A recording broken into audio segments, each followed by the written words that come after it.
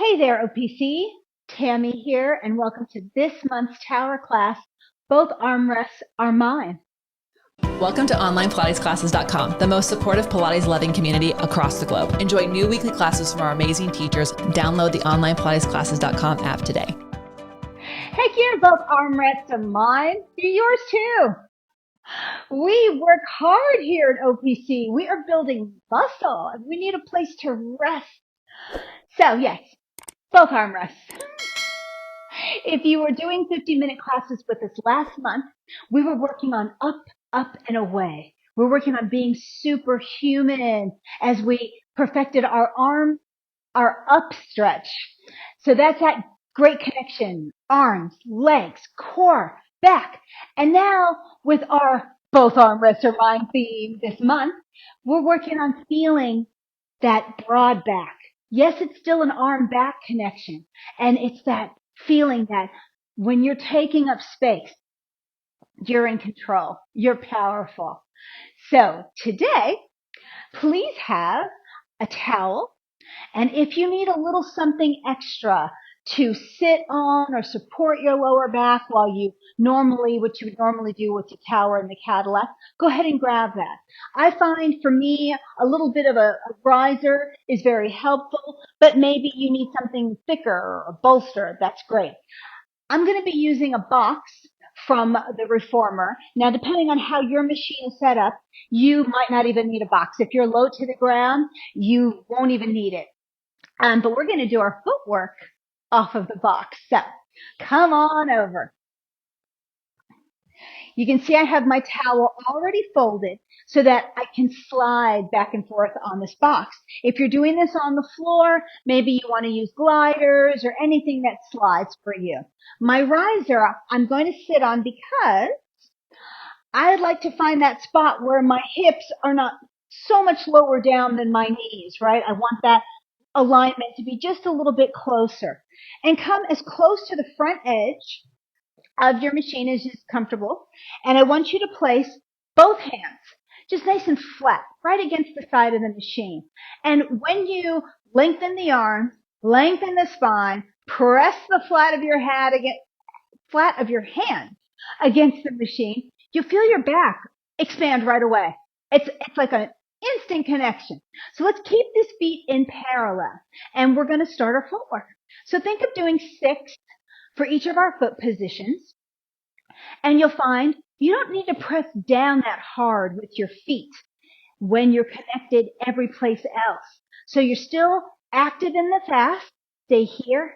Let's go to the arches and extension away and bring that back in. You're still wrapping the inner thighs towards each other, wrapping the outer thighs around, and looking for that length in your body. One more.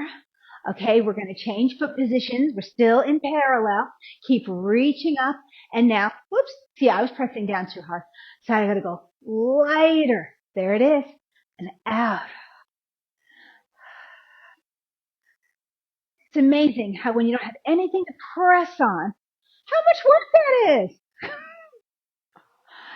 Okay, we're going to go into our turned out position. And then let's add our turned out arms. So I find a little bit of a round in the lower back is very helpful here. And let's try that extension now. Can you still wrap at the hips? Tell those inner thighs to say hello to each other in a nice way. Can you feel your back opening in this position? Keeping the heart up and away. And now we're going to change that foot position. We're still turned out with a little bit sort of like your arches are over your towel. And keep growing. Reach for that ceiling. And now we're going to the heels. You get to get a little flexion in those toes. Go for the longest leg position that works for you. If you have a very short box, you might not be able to get this. Now, for some reason, I cannot grip this one in my heels today. Am I pressing down too much? Nope, I think I got it now. Okay. Every day, right? Every day's a different day when you're working out and bringing that in. So that's what we're looking for as we go through everything we're doing today. Yes, we want that full, wonderful back feeling, but we want everything connecting and keeping us supported as we do it. So what's going to be our test exercise today? I'm thinking seated mermaid. So I'm going to take my pad out and I'm putting up one spring.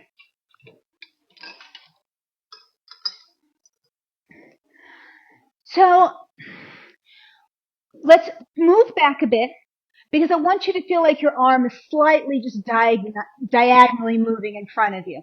And I have my hand with my palm facing across. So this kind of looks like rowing too, right? It's not a perfect 90-degree bend.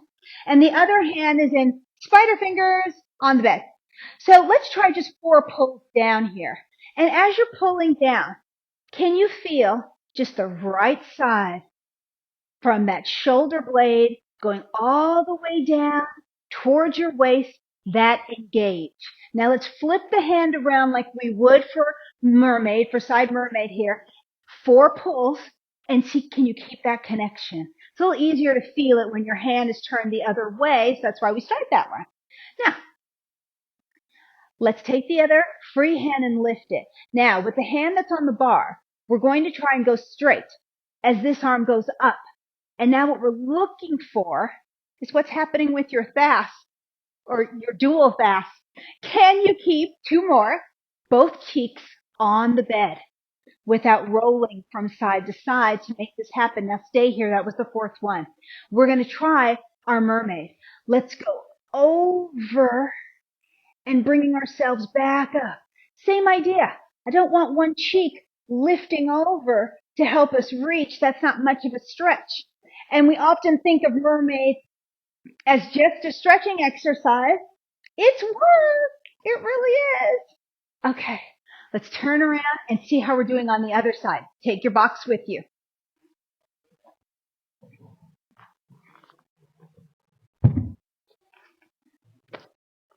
Okay, here we are. I'm sliding back a bit, so I'm seated more to the middle of the bed. I'm in that wide rowing 2 position. And make sure always, right, when you're on the Cadillac, it's lobster claws if you're on the Tower of the Caddy. It's blades if you're on the Reformer. I know everybody learns it differently, like Lego hands and things. Same idea. All right, spider fingers here. 4 pulls. Now, you're flipping to the other side of the body. Do you have the same connection with the back muscles over here? Is it as easy to tap into? Flip that hand around. 4 pulls down, reaching up. Both cheeks are sitting firmly. And now let's take that free arm, lift it up a little bit, and let's just work on this opposition. I can already feel myself pushing against the bar and sort of pushing into that hip, which is not what I want. So I'm going to really try and find that anchor so my back feels more connected. Okay, now here we go. Over. Both facets are down. Dual action fast. There's a t-shirt. One more time. And I can also feel, because it's been a little harder for me to anchor with that side of my body, I feel like I couldn't get the same distance as I was reaching over. So I know what I'll be working on this month. All right, we're going to put the second spring on. I'm using 2 heavy springs, but you could use 2 light. 1, you don't have to use 2 springs at all. We're going to take what we would use, say, for rowing 1 and 2. And often we do this with the wooden rollback bar, but we're going to do this in a much smaller range of motion because it's going to help us find our connection for our standing spring work that we'll be doing. Now, I don't mind if your knees are bent or if your legs are long. If you need to sit on something to get a little rise and keep you out of the hip flexors and the lower back, by all means, go ahead and do that. So let's bring our hands together, just like in rowing 1. or we would have the knuckles facing towards each other. Instead, we have the inside of the hands. So I'm already starting to just get a little activity on that bar, and I'm going to start rounding my spine.